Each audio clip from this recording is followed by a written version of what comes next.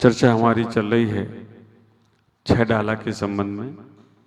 पंडित दौलत राम जी जिन्होंने छह डाला लिखकर समय सार को उतार दिया। छह डाला में एक बहुत सुंदर सी दूसरी डाल में चौथे नंबर का जो दोहा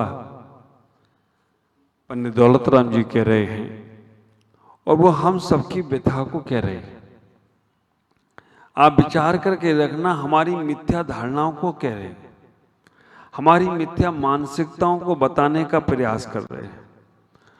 उन्होंने उस दोहे के अंदर कहा, मैं सुखी दुखी मैं रंग के राव, मेरे धन ग्रह को धन प्रभाव, मेरे सुततिय सबल दीन, बेरूप सुवग मुँह रख प्रवीण।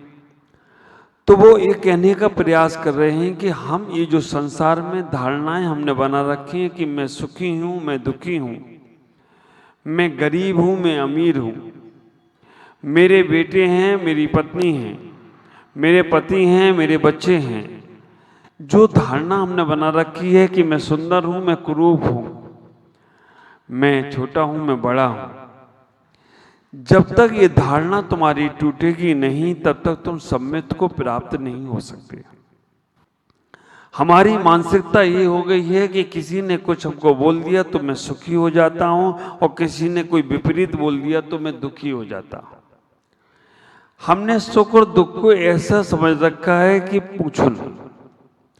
छोटी छोटी बातों पे हमारा मन अच्छा हो जाता है और छोटी छोटी बातों पे मेरा मन खराब हो जाता है। जब तक तुम्हारे मन में ये धारणाएं बैठी हैं कि संसार में कोई तुम्हें सुखी कर सकता है, कोई तुम्हें दुखी कर सकता है, संसार में कोई तुम्हें तुम्हारा साथ दे सकता है, कोई तुम्हारा साथ छोड़ सकता है, संसार में रहकर तुम कुछ कर सकते हो, तो विचार करके रखना ये सब मिथ्या धारणा है। लेकिन हम लोगों ने ऐसा बना रखा है कि संसार में ही हमें सब कुछ मिल रहा है।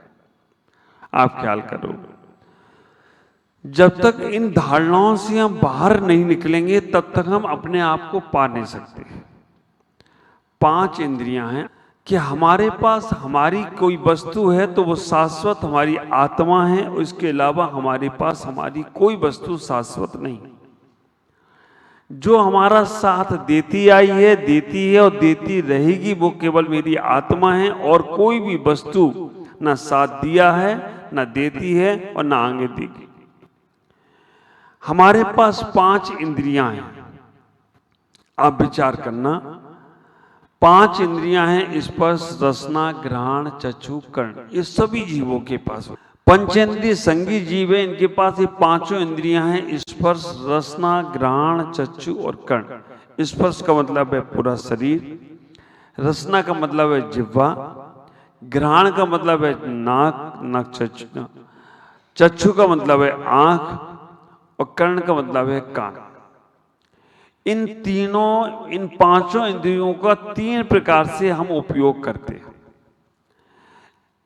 आचार्यों ने कहा कि आत्मा का ही हमें रसास्वादन करना है, लेकिन हम इंद्रियों के रसास्वादन में इंद्रियों की आसक्ति के कारण से हम इनका उपयोग करने का प्रयास करते हैं, और जब तक इनके उपयोग में लगे हैं तब तक आत्मा का कुछ भी उपयोग हमें होने वाला नहीं।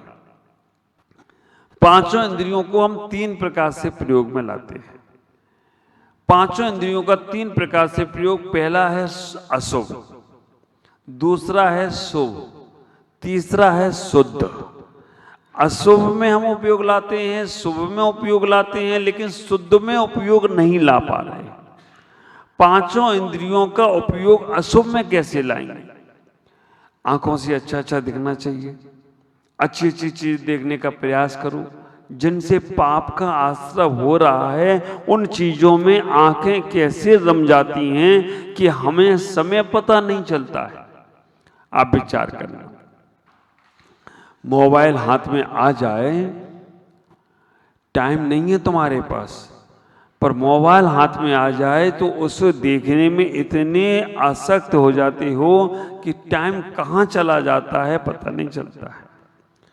ये आंख अशुभ में जा रही है। आप विचार करके रखना, कर्ण इंद्री हमारी अशुभ में जा रही है, धर्म की बातें सुनने के लिए टाइम कम मिलता है, लेकिन किसी की निंदा चुगली सुनने में पता ही नहीं चलता है और इंटरेस्ट ले लेकर उसकी बातों को निकलवा कर सुनने का प्रयास करती है, अशुभ में जा रहा है। आप विचार करके रखना, घ्राण इंद्रिय को हम रोज बॉडी स्प्रे करते हैं, परफ्यूम करते हैं, घर में स्प्रे करते हैं, पता नहीं कितनी सुगंध वातावरण बनाने का प्रयास करते हैं, केवल हम अपने आप को सुगंधित करने के लिए। ये हमारा अशुभ में समय जा रहा है। जिह्वा इंद्रिय की लोलुपता को करने के लिए हम कितने चटर पटर भोजन करते हैं, जिन भोजन से शरीर में शक्ति भी नहीं आ रही। हाँ, और नाम भी ऐसे रख दिए भोजन के आजकल, पिज्जा। पिज्जा क्या पीने वाली कोई पदार्थ है? पर बच्चों को पिज्जा, बर्गर, है ना, पता नहीं क्या क्या खिलाना पिलाना शुरू कर दिया। और ऐसे नाम इस जिह्वा इंद्रिय की लोलुपता के लिए हमने सारा का सारा अशुभ शुरू कर दिया। आप विचार करना, हम चक्षु इंद्रिय, रसना इंद्रिय, घ्राण इंद्रिय, कर्ण इंद्रिय, स्पर्श इंद्रिय, इनमें अशुभ में जब भोगों में लगाते हैं तो ये इंद्रियां हमारे अशुभ के कारण से हमें संसार में पाप में फंसाने वाली है। अब अशुभ से हम थोड़े बचे, थोड़ा शुभ में लगाने का प्रयास किया। आंखों से जिनेंद्र की मूर्ति को देखते हैं, साधु साधकों को देखते हैं, आंखों से हम अच्छी चीजों को देखने का प्रयास करते हैं, तो समझना थोड़ा सा तुमने इन आंखों को धन्य किया है, अपने समय को शुभ में लगाने का प्रयास किया। आप कर्ण से जिनेंद्र की वाणी को सुन रहे हैं, जिन शासन को सुन रहे हैं, तो समझ के रखना एक कर्ण को भी आपने धन्य किया है, आप शुभ में चले गए हो। जिह्वा से हम भोजन तो कर रहे हैं, बातें तो कर रहे हैं, अच्छी बातें कर रहे हैं, दूसरों के लिए अच्छा बोलने का प्रयास कर रहे हैं, दूसरों को अच्छा बनाने का प्रयास कर रहे हैं, अच्छे शब्दों का प्रयोग कर रहे हैं, अच्छा भोजन भक्ष्य भोजन कर रहे हैं। समझ लेना तुमने जिह्वा इंद्रिय को शुभ में लगाया। घ्राण इंद्रिय से मंदिर में जो हमारे केसर चंदन की खुशबू आती है, मंदिर का वातावरण कितना सुगंध में बना रहे हैं, ये आप घ्राण इंद्रिय की सार्थकता कर रहे हैं। और स्पर्श से हम भगवान की पूजा पाठ जप ध्यान सामायिक कर रहे हैं, ये हमने अपने आप को शुभ में लगा दिया। पर ये अशुभ और शुभ दोनों संसार ही है। अशुभ से हम पाप में जाएंगे, अधोगति की ओर जाएंगे, और शुभ से हम ऊर्ध्वगमन को जाएंगे, शुभ में जाएंगे, पुण्य में जाएंगे। लेकिन संसार हमारा खत्म होने वाला नहीं। हम तुमको पाप से छुड़ाकर पुण्य में लगा देते हैं, बस ये पाप और पुण्य से बचकर शुद्ध में जो हम जाएंगे, तो हम अपने आप को उस निर्वाण की यात्रा पर लेने का प्रयास करेंगे। शुद्ध की व्यवस्था क्या बनेगी? अगर हम अपने जीवन में देखे जाएं तो मार्ग दो हैं, या इधर जाओ या उधर जाओ। अगर देखा जाए तो ऊंचाइयां ऊपर जाओ या नीचे जाओ, शुभ करो या अशुभ करो, पुण्य करो या पाप करो, दो का जोड़ ही संसार है। लेकिन तीसरी व्यवस्था शुद्ध की है, और शुद्ध की व्यवस्था कैसे बनेगी? तो आचार्यों ने इतना ही कह दिया, चाहे पुण्य हो चाहे पाप हो, चाहे शुभ हो चाहे अशुभ हो, चाहे ऊपर जाना हो चाहे नीचे जाना हो, चाहे आजू जाए चाहे बाजू जाए, पर इनमें ममत्व भाव नहीं रखना ही शुद्ध की व्यवस्था बन जाएगी। आप विचार करना, शुद्ध की व्यवस्था बनाने के लिए आसक्ति कम करना है। आचार्य कुंद कुंद स्वामी समय सार ग्रंथ के अंदर कह रहे हैं कि सम्य दृष्टि सो दुखी नहीं, और दुखी है सो सम्य दृष्टि नहीं। इसको और सरल करते हैं, जैनी व्यक्ति सो दुखी नहीं, और जो दुखी है वो जैनी नहीं। और सरल करते हैं, सज्जन व्यक्ति कभी दुखी नहीं होगा, और जो दुखी है वो सज्जन व्यक्ति नहीं होगा। आप विचार करके रखना, उन्होंने कहा कि सम्यक दृष्टि दुखी नहीं, और दुखी है तो सम्यक, क्योंकि सम्यक दृष्टि को कर्मबंध होता ही नहीं। कर्मबंध क्यों होता है? क्योंकि जब हम राग द्वेष करते हैं तो कर्मबंध की व्यवस्था बनती है, और राग द्वेष नहीं करते हैं, हम साक्षी भाव रखते हैं, वीतराग भाव रखते हैं, तो हमें कर्मबंध नहीं होगा। जैसा है वैसा है, जो है सो है। तो ख्याल करके रखना, जब हमारे अंदर शुद्ध की व्यवस्था बनाना है तो हमें अच्छा और बुरे पर ध्यान नहीं देना है। जो हमारा कर्तव्य है हम उस कर्तव्य का पालन करें। कर्तव्य है हमारा देव दर्शन करना, कर्तव्य है हमारा उपाश्रय में जाकर सामायिक करना, कर्तव्य है हमें अपने गुरु भगवंतों की सेवा करना, कर्तव्य है हमें स्वाध्याय करना, कर्तव्य है हमें माला फेरना। हम उसे करें, लेकिन उससे हमारा कुछ अच्छा होगा ये चाह खत्म कर दो। हम अगर गुरुओं की सेवा करेंगे, अच्छे काम करेंगे तो मेरा भी अच्छा होगा, जब तक ये चाह तुम्हारे अंदर है तब तक तुम शुभ में जी रहे हो। और जब चाह भी खत्म हो गई तो समझ लेना तुम शुद्ध की व्यवस्था में जाने लग गए। 3 चीजें समझो, स्वार्थ, परमार्थ और निस्वार्थ। स्वार्थ, परमार्थ और निस्वार्थ। स्वार्थ का मतलब है जब जब तुम्हारे अंदर स्वार्थ आएगा तब तक समझना संसार का सृजन हो रहा है। जब भी स्वार्थ, किसी से भी, अगर तुमने अपने बच्चों से भी स्वार्थ रखा है तो समझ लेना बार बार तुम्हें जन्म लेना पड़ेगा बच्चों के लिए, क्योंकि तुम उनसे अपेक्षा रख रहे हो। अगर तुम्हारा पति और पत्नी में स्वार्थ का संबंध है तो समझ के रखना बार बार जन्म मरण तुम्हें उनके साथ ही करना पड़ेगा। कभी विचार किया, तीर्थंकर भगवान जब संसार में जन्म लेते हैं तो मां का दुग्धपान भी नहीं करते, संसार के व्यक्ति का भोजन भी नहीं करते।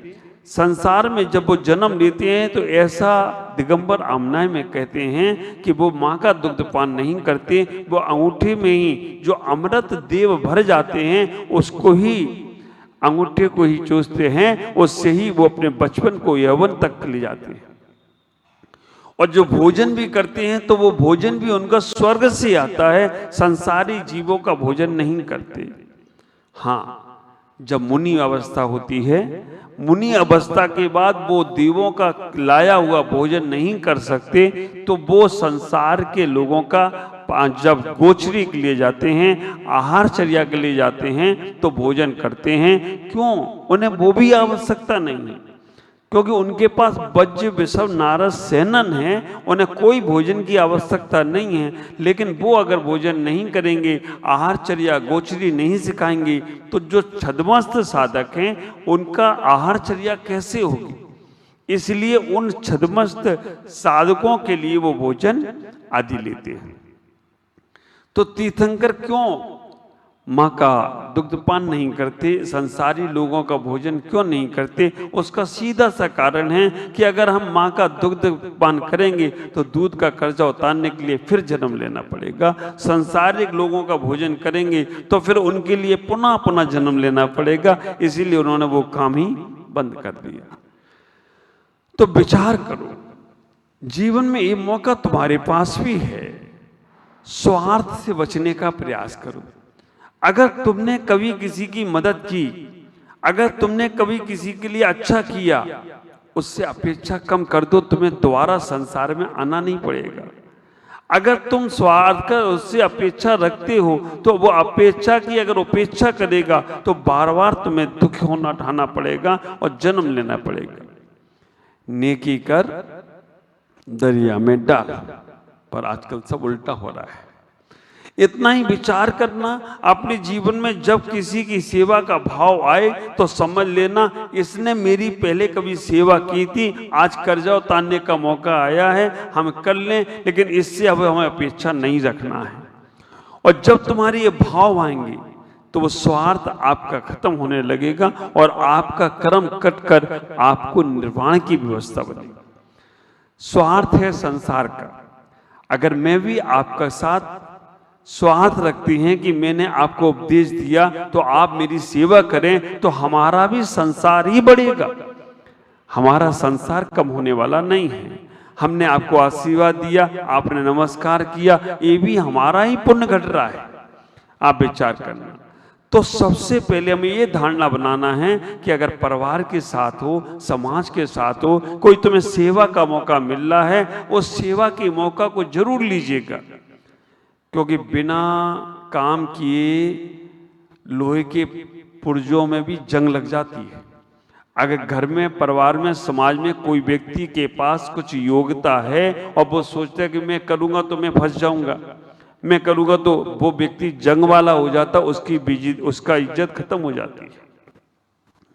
घर में, परिवार में, समाज में, संघ में अगर तुम्हारे अंदर कुछ योग्यता है तो अपने से बड़ों को पूछकर उस योग्यताओं को बाहर जरूर लाना चाहिए, नहीं तो तुम्हारी योग्यताएं खत्म होंगी और उसका किसी को लाभ नहीं मिलेगा। सबसे पहले हमें अपने जीवन में इतना विचार करना, किसी से कोई स्वार्थ नहीं। आप लोग यहाँ पर हैं, आपके घर में आप पैसा कमा के लाकर देते हो, आप स्वार्थ रखते हो कि हम इतना मेहनत करके पैसा कमाते हैं और ये लोग हमारे घर की व्यवस्था बनाएं, घर की सारी व्यवस्था देखें, सब व्यवस्था करें। तो ये आप जब तक इनसे स्वार्थ रखोगे तो लेन देन का व्यवहार चल रहा है कि हम पैसा ला के दे रहे तो मैं घर की व्यवस्था बनाओ। तो विचार करके रखना, ये तुम्हारा संसार का सृजन करेगा। और तुम लोग भी सोचते हो कि हम इतनी मेहनत घर में करते हैं, आप मेरी व्यवस्था बनाओ क्योंकि आप हमें विवाह करके लाए हो, तो इससे भी आपका संसार बढ़ेगा। बच्चों को पढ़ाते हो तो ये व्यवस्था सोचते हो कि बच्चे बड़े होकर हमारा साथ देंगे, बुढ़ापे में हमारा साथ देंगे, तो इससे आपका संसार बढ़ेगा। छोटा सा सूत्र दे रहा हूं, आप इसको धन्यवाद देने में प्रार्थना में करो। आप इनको कहो कि तुमने मेरी व्यवस्था बनाई, मैं आपको बहुत धन्यवाद देता हूं कि आपने इस व्यवस्था बनाई, हमने आपको लाके दिया, ये तो हमारा कोई कर्म था जो हमने तुम्हारे लिए मेहनत की। और आप भी इनको धन्यवाद देने का प्रयास करो। कोई स्वार्थ मत रखो कि मैं इतनी मेहनत करता हूं, मैं इतना सब कुछ कर रहा हूं कि और मेरे लिए कुछ भी नहीं है। जब जब तुम्हारे अंदर ये स्वार्थ रहेगा तो आप कभी खुश होगे, कभी दुखी होगे। और जब आपके अंदर ये होगा कि मैंने ऐसा किया, मुझे आपने सौभाग्य दिया है कि सेवा करने का, तब आपका सुख और दुख हट जाएगा।